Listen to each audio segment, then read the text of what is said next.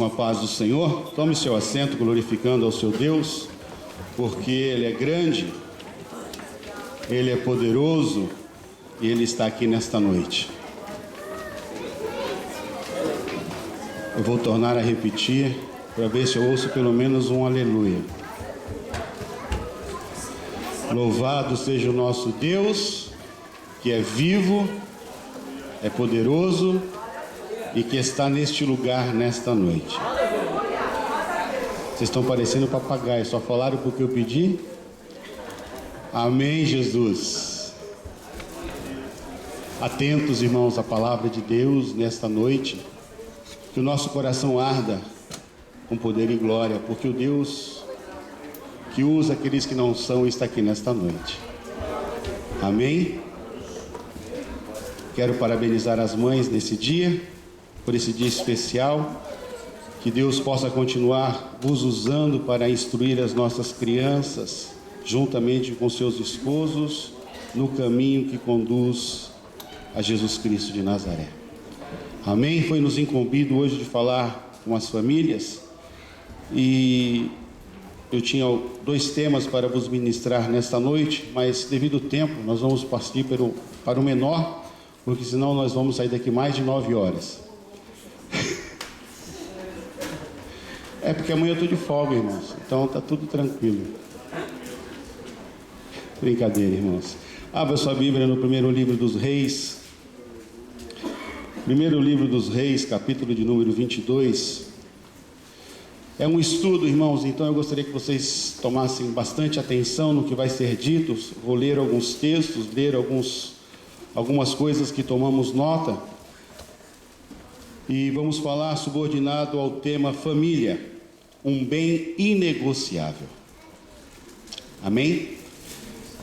Família, um bem inegociável. A família é a mais antiga instituição criada por Deus. Gênesis 1, 26 e 28 e Gênesis 2, 18 e 25 nos provam isso. É também a base de todas as demais instituições que compõem a sociedade humana, ou seja, igreja, escolas, hospitais, empresas, quartéis e etc. Não é à toa que ela seja o alvo dos mais terríveis ataques satânicos, desde a sua origem. Por não valorizar este grande patrimônio que é a família, há quem a inclua em suas negociatas políticas, financeiras e até espirituais. Nessa breve reflexão bíblica, a partir da observação de algumas alianças, veremos as terríveis consequências das famílias daqueles que entregaram inescrupulosamente esse patrimônio, e ainda veremos como restaurar através de uma aliança com Deus essa instituição que deve ser o primeiro e mais importante reduto da reserva moral e espiritual da sociedade humana. Amém? Sabemos, irmãos, que a família foi criada por Deus, amém? E vemos então nesse texto que vamos ler de 1 Reis, capítulo 22, versículo de número 4, uma passagem onde um rei procura outro rei para ir à guerra com ele. E nessas alianças nefastas gerando a destruição de uma família. O que seria nefasta? Que faz mal, que pode ter consequências negativas. Essa aliança firmada entre o rei de Judá com o rei de Israel, vemos que ela causou danos à família real, do lado de Judá. Então diz assim, vocês encontraram o livro de 1 Reis? Amém. 22 e 4 diz assim, Então disse a Josafá, irás tu comigo a peleja a Ramote e Gileade? E disse Josafá ao rei de Israel, serei como tu és, e o meu povo como o teu povo, e os meus cavalos com os teus cavalos. Vemos aqui Josafá respondendo a um chamado do rei Acabe para descerem a uma batalha, para irem a uma peleja. Depois do reinado de Salomão, a nação judaica dividiu-se em 2 reinos, o do norte com capital em Samaria e conhecido como Reino de Israel, e o do sul com capital em Jerusalém, conhecido como Reino de Judá. Embora tivessem a mesma origem, uma competição espiritual se estabeleceu entre eles no que diz respeito ao governo de ambos. Todos os reis do reino de Israel foram ímpios, enquanto os que do reino de Judá surgiram algumas pessoas, algumas ilhas de moralidade e temor a Deus: Asa, Josafá, Uzias, Jotão, Ezequias, Josias e entre outros, que levaram o povo ao aquebrantamento diante do Todo-Poderoso. Acabe liderava o reino do norte, enquanto Josafá governava o reino do sul. Acabe era extremamente ímpio, e como se não bastasse, tinha como mulher a tenebrosa Jezabel. Amém? Então temos de um lado Josafá e do outro lado Acabe. O que a Bíblia diz sobre Josafá? Em 2 Coríntios 17, versículo 1 ao 19, você vai ver que ele era um rei bom e temente ao Senhor. Amém? Contudo, tinha uma fraqueza terrível. Seu caráter era vacilante quando se tratava de alianças. Ele não peneirava as suas amizades. E qual é o propósito dessa mensagem na noite de hoje, irmãos? É abrir os nossos olhos. Porque daquela porta para fora existem muitas pessoas tentando roubar as nossas bênçãos, tentando nos enganar, tentando nos iludir com promessas falsas, com promessas que não vão nos conduzir a lugar nenhum. Fazemos muitas vezes alianças com pessoas que não têm compromisso com Deus, não têm compromisso com a palavra de Deus. Entregamos muitas vezes os nossos filhos a cuidado de pessoas que nós muitas vezes nem sabemos quem são, o que fazem, de onde procedem. E isso que nós devemos tomar cuidado, porque quando fazemos uma aliança ou um acordo sem consultar o Deus, o nosso Senhor e Salvador Jesus Cristo, colocamos a nossa família toda em risco. E foi esse o caso do rei Josafá com essa contenda, com esse acordo que ele fez para ir pelejar juntamente com o rei Acabe. Por conta disso, 2 vezes Josafá foi advertido pelo Senhor. Na primeira, o profeta Jeú, após a fatídica aliança do texto que nós vos lemos, lhe disse: devias tu ajudar ao ímpio e amar aqueles que o Senhor aborrece? Por isso virá sobre ti grande ira da parte do Senhor. 2 Crônicas 19:2. Essa foi a primeira vez que Josafá foi repreendido, foi advertido pelo seu Deus, pelo nosso Deus, o Deus de Israel, por ter feito essa aliança com o rei ímpio, com o rei que não tinha compromisso com o Deus de Israel, o Deus de Judá. E na segunda vez, após aliançar-se com Acasias, filho de Acabe, Deus usou Eliezer para repreendê-lo, dizendo: visto que te aliaste com Acasias, o Senhor despedaçou as tuas obras. 2 Crônicas 20:37. O texto transcrito na abertura desse tópico relata a aliança firmada entre Acabe e Josafá. Observe que essa aliança envolvia cooperação política no campo bélico entre os dois reinos contra os sírios em Ramote Gileade, que foi o texto que nós lemos, que está em 1 Reis 22, do 1 ao 3. Esse acordo revelou-se trágico. Os reis perderam a batalha e Acabe foi morto, como já havia previsto o profeta Micaías. Quantos se recordam da profecia de Micaías? Não é? Desce então Acabe para consultar, para falar com Josafá, e pergunta se não há nenhum profeta que possa falar por Deus. E vem aqueles profetas que eu costumo chamar de carismáticos, e bajulam o rei, dizem aquilo que o rei queria ouvir. Não, pode descer, porque com certeza o Senhor vos dará a vitória. São aqueles profetas que nós temos hoje que falam aquilo que agrada ao ouvido do povo. Mas existia um homem ali, que a Bíblia só relata nessa ocasião, que é o profeta Micaías. Um profeta de caráter. Ele tentou até, irmãos, ser carismático, mas a sua reputação o precedia. E Acabe então disse: não, eu quero que você me diga o que diz o Senhor Deus. Então ele profetiza, e por essa profecia é esbofeteado. O outro profeta vira para ele e diz: por onde saiu o Espírito de mim que fala por ti? Então ali ele profetiza, e do jeito que Micaías profetizou, aconteceu. Mesmo assim, o rei de Judá desceu para a batalha. E esse texto que nós relatamos para os irmãos de Micaías está em 1 Reis 22, do 17 ao 28. Note também que essa aliança não fora firmada no campo espiritual, mas, como diz o adágio popular, quem com porcos se mistura, farelo come. Tal aconteceu, pois, apesar da tragédia dessa cooperação política e bélica, piores foram os desdobramentos que se verificaram nos campos morais e espirituais para a família de Josafá. Isso porque ele se envolveu tanto com Acabe que seus filhos aprenderam o caminho da impiedade. O texto sagrado nos revela que Jeorão, filho de Josafá, o substituiu no trono, após a sua morte.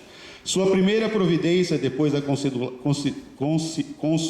consolidação do reino em suas mãos, foi assassinar todos os seus irmãos. Um filho de um rei piedoso, temente a Deus, mas porque houve uma aliança com este rei ímpio, incircunciso, um rei cuja mulher era caçadora de profetas. Olha qual foi a circunstância dessa aliança. Seu filho, ao assumir o trono, manda assassinar todos os seus irmãos.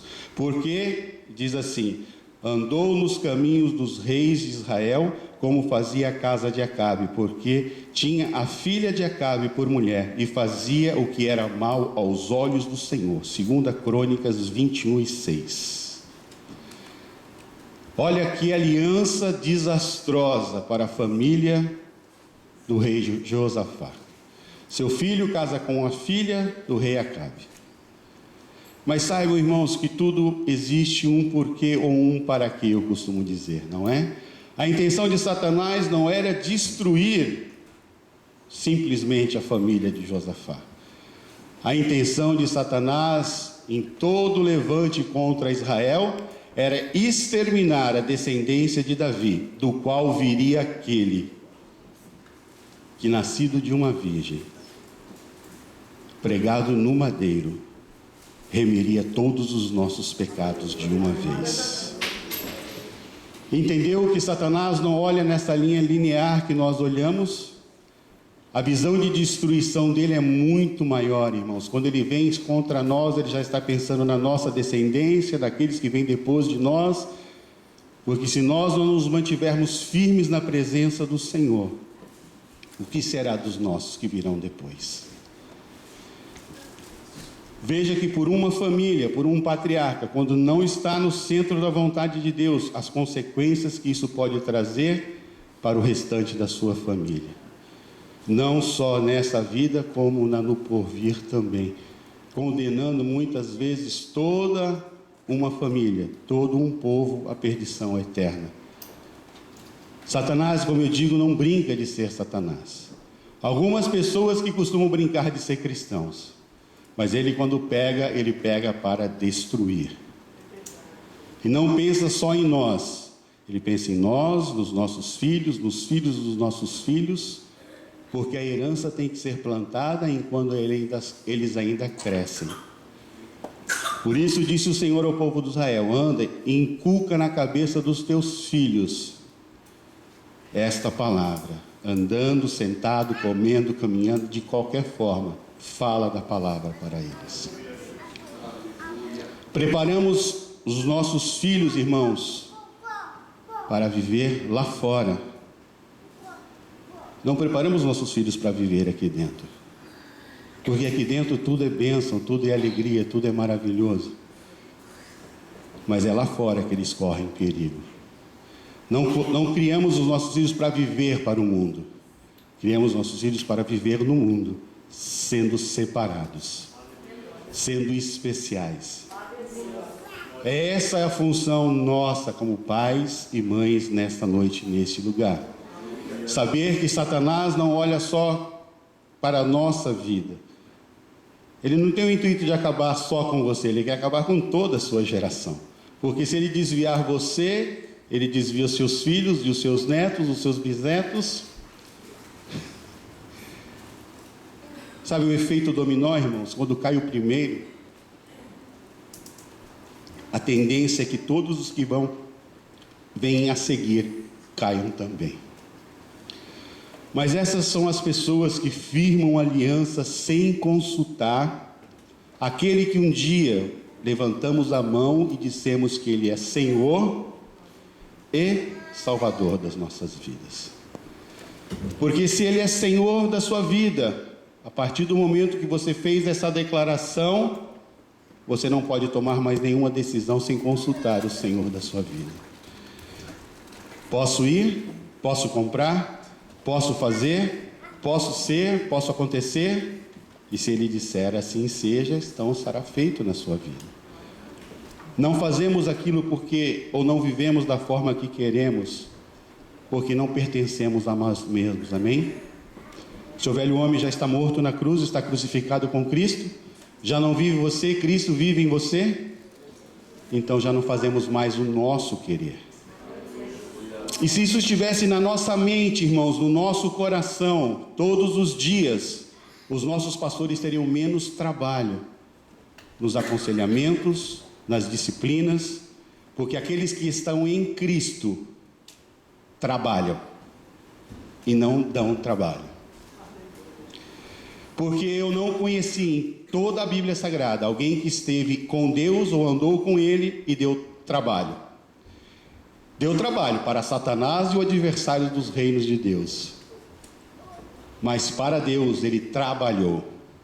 Porque quando nós estamos trabalhando, não temos tempo para dar trabalho.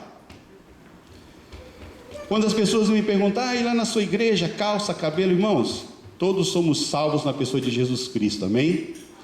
Esse corpo não nos pertence mais, amém? Não fazemos nenhuma... É como esse imóvel que nós estamos aqui, né? O Elmer sabe bem, porque ele que sempre conversa com o Oi Assando aqui.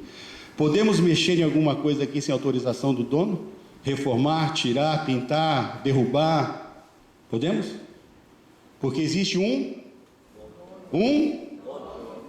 E esse corpo? A Bíblia diz que é? É o quê? E se ele é templo do Espírito Santo, ele pertence a quem?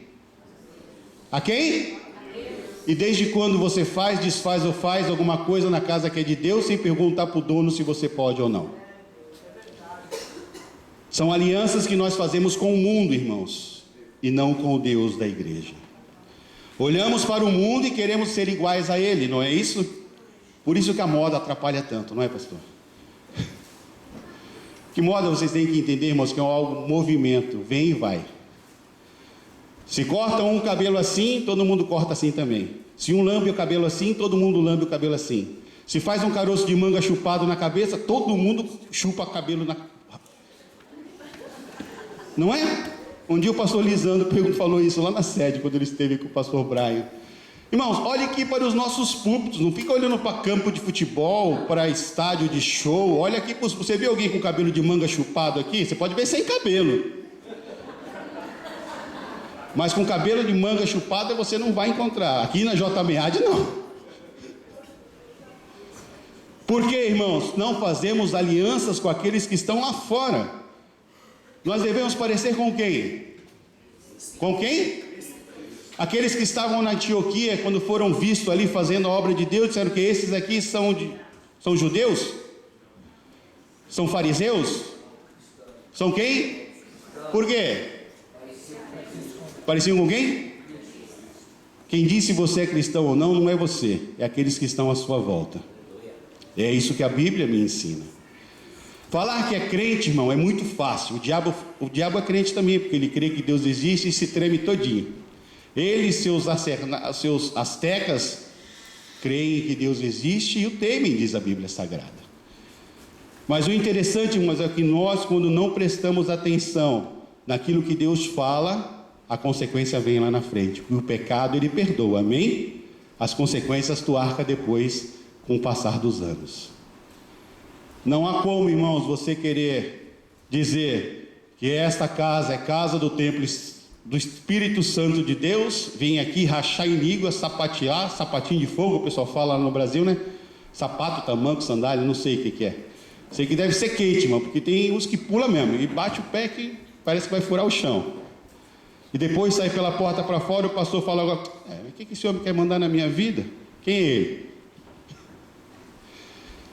O pastor dá uma palavra, o que esse homem está pensando que é? Ele é a boca de Deus nesse lugar. É sobre ele que está a responsabilidade de velar pelas nossas vidas. Eu não me ausento daqui, irmão, se meu pastor não souber onde eu estou. Seja por doença, seja por trabalho, seja por qualquer for que seja o motivo. Eu lhe aviso, não aviso, pastor?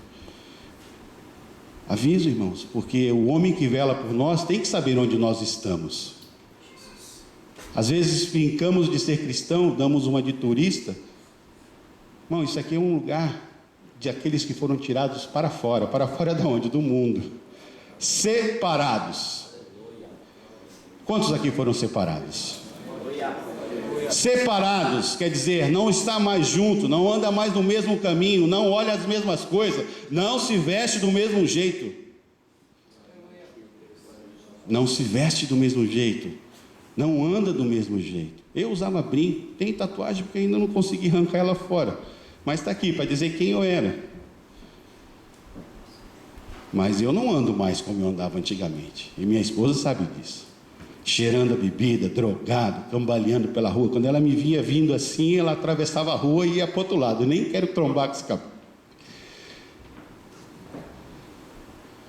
Mas hoje, irmãos, temos uma aliança com Deus, amém? Temos uma aliança com Deus. E como eu disse, não vivemos mais nós. Ele vive em nós. E quando nós fazemos como o rei Josafá, fazemos as coisas sem consultar o Deus Todo-Poderoso, aquele que nós dissemos com os nossos próprios lábios que Ele é Senhor e Salvador das nossas vidas. O ato do batismo, irmão, não é simplesmente tibum na água e sair de volta. Você fez uma aliança ali. Você lembra das 3 perguntas que seu pastor lhe fez quando lhe sepultou ali? Quantos se lembram? Tem muita gente que está precisando de novo, pastor. Promete? Amém. Honrará? Amém. Pense nisso, irmãos. Pense nisso. Você não fez um acordo com o homem de Deus que lhe debruçou, que lhe afogou naquela água, que lhe sepultou naquela água. Você fez uma aliança com Deus desse homem, a qual esse homem representa na terra. E quando nós nos comprometemos com Deus, irmãos, é bom nós cumprirmos, porque Deus só tem compromisso com aqueles que têm compromisso com Ele. Ter promessa, como eu disse, não garante ninguém de entrar no céu. Ter promessa não livrou aqueles 598 mil homens de padecerem no deserto. Somente os 2 que tiveram compromisso com o Deus da palavra. Veja que os outros 598 mil que saíram do Egito com mais de 20 anos, comeram da carne, comeram do pão, tomaram da água, estavam debaixo da nuvem de dia, coluna de fogo de noite, usufruíram da bênção. Mas quantos passaram para a terra prometida? Por quê? Olharam para o Deus da promessa, irmãos. Sabe, quando você está naquele momento que tudo se apaga em volta de você. Se você está lá fora, a consequência, ou você suicida, ou você se desespera, você acaba ficando doente, emocionalmente. Mas se você está aqui dentro, quando tudo na terra se apaga, uma luz se acende no céu. E ele diz, o choro pode durar uma noite inteira. Mas a alegria vem, porque o dia vai raiar, irmãos. O dia vai raiar para aqueles que têm uma aliança com o Deus de Israel. Glória a Deus, aleluia. Não importa, eu costumo dizer e repetir, não importa o tamanho do seu vale, então qual profundo ele seja, o nosso Deus vai ser sempre mais profundo. Não há dificuldade, irmãos, para este nosso Deus. Para um milagre, Deus precisa só de uma dificuldade. Para um grande milagre necessita de uma impossibilidade. Quantos têm impossibilidades aqui nesta noite? Saiba que o Deus de aliança está aqui nesta noite, neste lugar, para lhe dizer: refaça, reconstitua, reconstrua. Veja que quando Abraão errou ali no Egito, teve que voltar lá para o começo e reconstruir o primeiro altar e começar tudo de novo. Um homem que foi marcado porque era um construtor de altares, Abraão. Veja que quando o altar estava derribado, o profeta veio, ergueu as pedras sobre o Monte Carmelo, empilhou-as, organizou o sacrifício e só fez uma pequena oração. Os outros 850 já tinham se retalhado, gemido, gritado, pulado. E Elias dizia: grita mais, quem sabe ele esteja dormindo, ou esteja de férias passeando. Golden Week, né? Talvez ele esteja de feriado de maio. Não resolveu nada. Mas quando o homem organizou, colocou as pedras, separou o holocausto, e para não dizer que era coisa de judeu, ele derramou água por cima ainda, até que encheu. E o interessante é que Israel passava por uma grande seca, né? E eu sempre me perguntei, mas se você olhar lá na Bíblia, você vai ver que ali próximo existia uma fonte de água. E dali eles tiraram a água, porque o Deus é um Deus de providência. E ele não ficou orando muito não, irmãos. Ele só: Senhor, glorifica o teu nome nesse lugar. Sabe por que eu amo servir o meu Deus? Porque as coisas deles é tudo assim, de repente. Estavam ali 120 orando, jejuando e buscando a presença do Senhor. E a Bíblia fala que de repente os 120 foram cheios. Estava Paulo e Silas algemado no tronco, com as suas costas cortadas das chibatadas. Olha ele para ele: Paulo, está doendo aí? Tá, Silas, lógico que está doendo aqui. E agora? Vamos murmurar? Não, Silas, vamos louvar a Deus. E a Bíblia fala que de repente, quando 2 salvos louvavam a Deus, a cadeia de todos se abriram. Não foi só deles não, irmãos. Sabe que na hora da prova, quando você louva a Deus, a cadeia daqueles que estão à sua volta cai. Porque Deus se põe de pé no céu e bate o pé e fala assim: eu ajo quando alguém se quebranta, se contrista dentro do seu coração e diz que ele não pode. Esse é o Deus que nós servimos. Ele é um Deus de repente, irmãos, mas ele não é um Deus de repente que não tem compromisso. Ele é um Deus de repente quando as pessoas têm compromisso. Para esse de repente de Atos 2 acontecer, os 120 já estavam 10 dias jejuando e orando. Para esse de repente acontecer na vida de Paulo e Silas, eles já estavam na 3ª incursão missionária. Não é com qualquer um que a coisa acontece de repente. Tem que ser conhecido lá em cima. Porque quando dobra o joelho aqui na terra e clamam a audiência, aquele véu de separação, sabe que tinha na velha aliança? Você já te avisaram que esse véu foi rasgado de cima a baixo? Que você tem acesso ao trono diretamente? Você não precisa mais pedir uma audiência, você não precisa procurar sumo sacerdote, profeta. Você dobra o seu joelho na terra, clama pelo sangue do Cordeiro e entra onde muitos na antiga aliança quiseram estar, no Santo dos Santos, na presença do Deus que faz alianças e que cumpre com as alianças que Ele faz. Assassinou os seus irmãos, como eu disse, porque andou nos caminhos dos reis de Israel, como fazia a casa de Acabe. Na verdade, ele assim agiu porque não queria concorrentes ao trono. Mais tarde, quando morreu, foi-se sem deixar de si saudades. Não sou eu que estou dizendo, 2 Crônicas 21 e 20, diz que ele, quando morreu, foi sem deixar saudades. Acasias, filho de Jeorão, portanto, neto de Josafá, ao suceder seu pai no trono, também andou nos caminhos da casa de Acabe, porque sua mãe era conselheira para proceder impiamente. 2 Crônicas 22:3.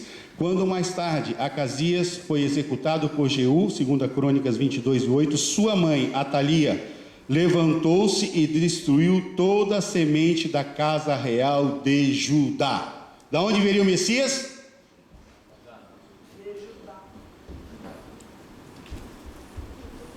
E ela então se levanta.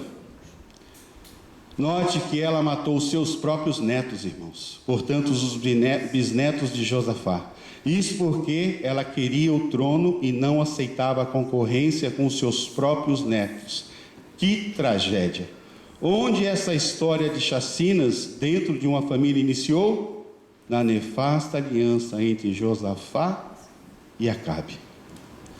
O que Josafá certamente não sabia era que, com aquela aliança política, ele estava comprometendo o futuro moral, espiritual e eterno de sua família e das gerações que dele descenderiam, filhos, netos e bisnetos, que foram assassinados. Vimos então as trágicas consequências verificadas numa família cujo patriarca assumiu alianças humanas e políticas, com funestos resultados nas áreas moral, espiritual e de peso eterno para os seus descendentes imediatos.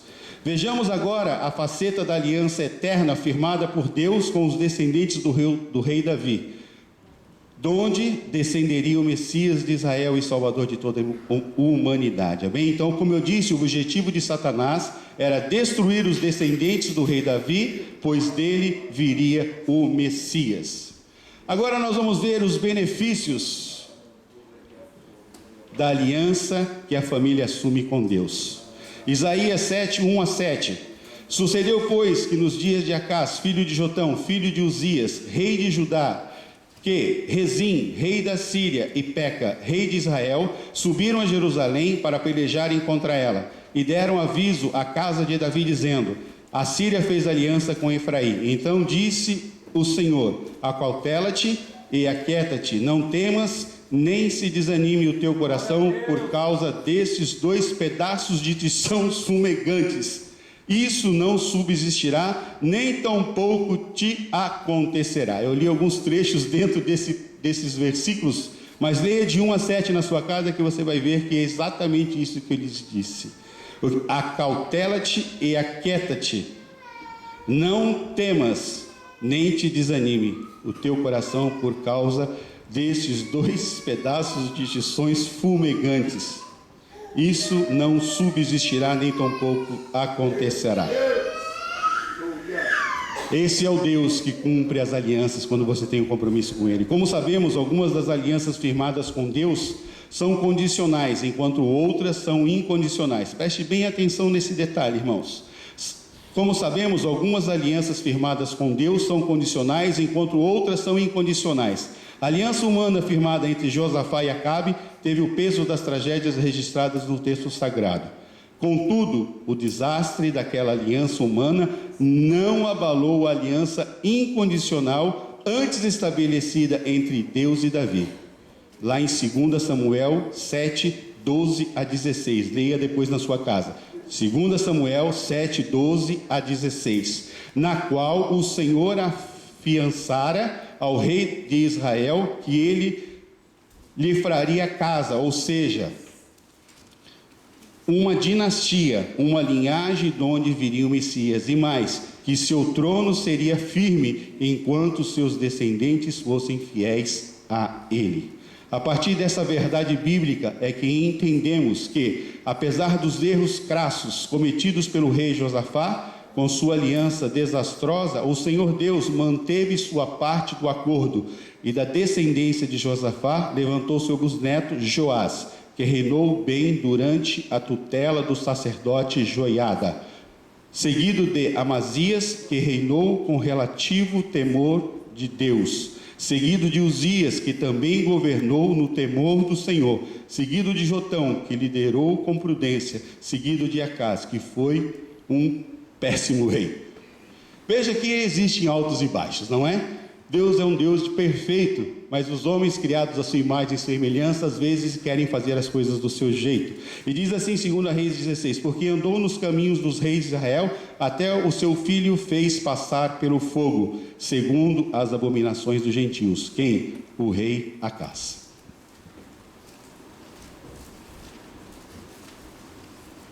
Interessante notarmos que no texto de abertura deste tópico, apesar dos desvios espirituais do rei Acás, Deus posicionou-se contra os reis da Síria e o rei de Efraim. Outro nome dado à coletiva das 10 tribos do reino do norte, ou seja, reino do norte, reino de Israel, reino de Efraim. Confira isso também, aí tem um monte de texto, Isaías 7, 2, 5, 9, 17, 9, 9, 17, 3, 17, 3, Oséias 4 e 17, 9, 3 a 17 e outros, que havia se arregimentado contra Judá. Foi nesse contexto que o Senhor Deus, usando o profeta Isaías e seu filho Sear-Jasub, em Isaías 7,3, empenhou sua palavra de que enviaria o livramento para o reino do sul, e referindo-se àqueles 2 reis como pedaços de instituições fumegantes, afirmou que o intento deles não subsistiria. Para tanto, deu um sinal através do profeta Isaías. Que sinal é esse? E eis que uma virgem conceberá e dará à luz a um filho. E o seu nome será? E o seu nome será?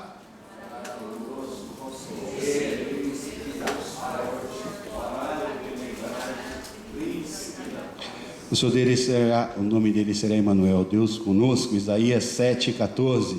Esse sinal tinha duplo cumprimento, um imediato para aquela ocasião, através do qual uma virgem casar-se-ia, teria um filho, e antes desse filho chegasse à idade da razão, os 2 reis invasores seriam destruídos.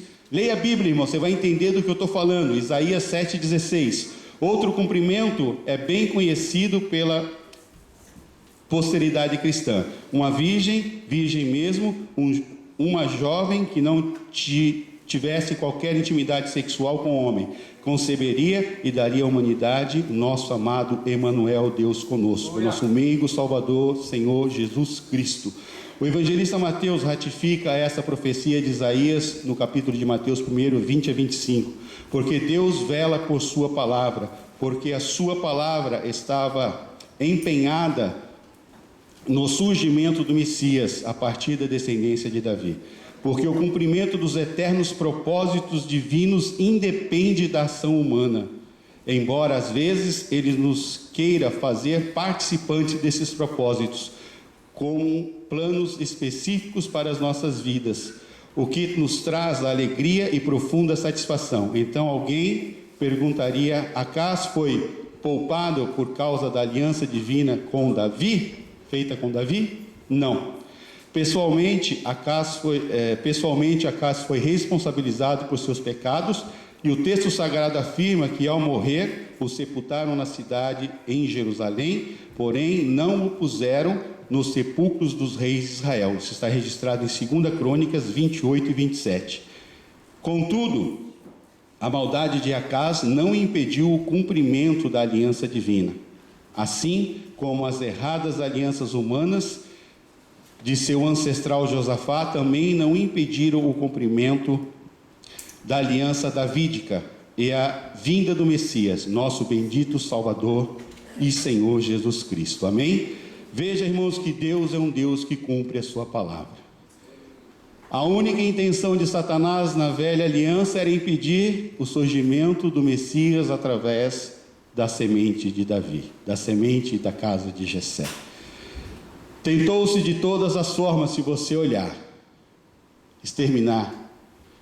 E quando me perguntam hoje, irmãos, qual é o maior milagre, na minha opinião, quando me perguntam qual é o maior milagre do seu Deus, na sua opinião, eu digo o povo de Israel. O povo de Israel é o maior milagre de um Deus que cumpre a sua palavra. Isaías 66 diz: pode-se uma nação nascer num só dia? Pode. E Deus fez isso. Quando a ONU sancionou e criou o Estado independente de Israel, em um só dia uma nação foi criada. 700 anos antes de Jesus essa profecia foi feita e teve seu cumprimento quase 2.700 anos depois. Porque o nosso Deus é um Deus que cumpre a sua palavra. E eu quero concluir-vos dizendo o seguinte: do exposto, chama a atenção dos pais para o seguinte fato: apesar das alianças erradas que já tenham estabelecido com qualquer pessoa ou espírito, e delas tenham trazido problemas e maldições para suas famílias, esses efeitos podem ser anulados pelo poder da cruz de Cristo. Ao valerem-se da aliança com Deus, estarão assegurando a salvação e a felicidade eterna de suas famílias, porque Deus, não tendo em conta os tempos da ignorância, anuncia agora a todos os homens em todo lugar que se arrependam. Atos 17 e 30, ou seja, os benefícios da eterna aliança com Deus realizada no Calvário estão disponibilizados para nós e para os nossos familiares. Entretanto, devo alertá-los que incondicional foi a aliança que trouxe o Messias para a salvação da humanidade. Vou tornar a repetir: entretanto, devo alertá-los que incondicional foi a aliança que trouxe o Messias para a salvação da humanidade. O que é? Independente do que o homem fizesse ou não, o Messias veio. Isso foi uma promessa incondicional.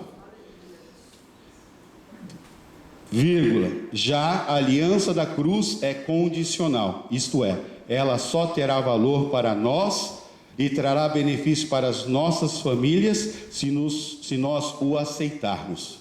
Portanto, creia no Senhor Jesus e sejamos salvos nós e as nossas casas. Você pode se pôr em pé comigo? Vamos orar ao Senhor nesta noite. A promessa do Messias foi incondicional, mas a promessa da salvação, ela é condicional. As bênçãos da cruz do Calvário dependem de mim e de você para ter efeito na vida das nossas famílias.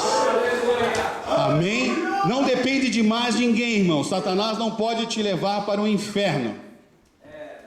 O único que pode lhe conduzir para lá é você mesmo. Amém?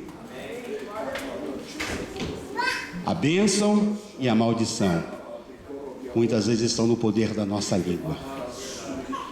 Não pensamos e amaldiçoamos. Não pensamos e maldizemos. Não pensamos e subjugamos. Não pensamos e blasfemamos. Saiba que isso tudo tem um peso eterno. Mas o sangue de Jesus naquela cruz aponta nesta noite para a reconciliação, para o Deus que é um Deus que cumpre as suas alianças nas nossas vidas. Um Deus que, quando nos pega do montouro, Ele nos tira de lá, nos traz e nos faz assentar entre os príncipes da sua casa, entre as princesas da sua casa. Nós, com a nossa própria vontade, muitas vezes, é que colocamos a corda no pescoço, amarramos e chutamos o banquinho e nos enforcamos espiritualmente. Se estivermos constantemente, irmãos, ligados, enxertados na videira, somos jambuzeiro bravo, irmão. Sabe o que é jambuzeiro bravo, irmão? Talvez você não tenha tido a oportunidade de conhecer. É um negócio cheio de espinho, irmão. Jambuzeiro brávamos eram nós. Mas Jesus foi lá no jambuzeiro bravo, tirou uma parte, foi lá na videira verdadeira, abriu um espaço, enxertou, cobriu com o seu sangue, e nós estamos ali enxertados para irmos e darmos fruto.